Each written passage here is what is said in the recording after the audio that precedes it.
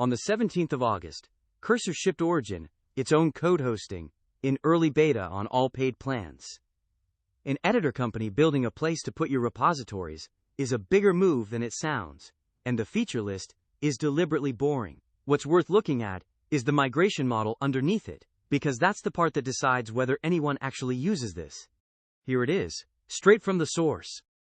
Here's the scope. Stated plainly, Origin gives you repositories, pull requests, code browsing, and GitHub sync from a new codebase tab. That's it. Cursor describes this as starting with the essentials, designed for agent scale, and says the agent native features ship soon, which is a useful admission.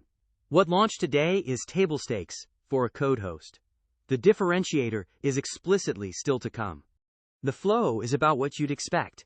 You create a repository from the codebase tab, and the name you pick becomes part of every repository URL under your namespace. Then you install their command line tool and either clone a repository or push an existing local project. Nothing exotic. And that's a reasonable choice, because the thing they need most here is for the boring path to feel identical to what you already do. This is the interesting design decision. Your GitHub repositories can sit alongside the ones Cursor hosts. You connect GitHub, pick your organization, and select what gets synced, and you can disconnect a repository at any time.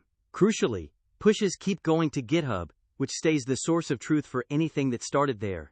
Icons in the list tell you which repositories Cursor hosts and which came from GitHub.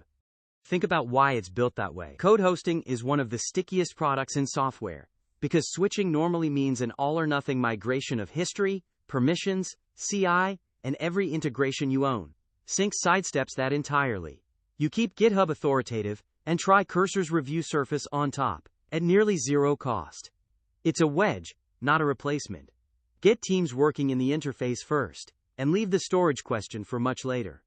Pull requests carry the usual furniture: the timeline, commits, checks, and files changed, with diff review, comments, and merge. On synced repositories, the review syncs in both directions: comment in Cursor, and it posts to GitHub, reply on GitHub, and it shows up in Cursor within seconds. Which means a review assigned to you on GitHub can be handled without going to GitHub. That's the wedge doing its work. And here's the case they're making. Your code, your pull requests, and your agents now live in the same place, so you can ask about the code you're browsing and have the agent answer, make the change, update the pull request, or push a branch. Today you can do all of that by pointing an agent at a checkout. The claim is that the round trip gets shorter when the host isn't a separate system the agent has to reach through.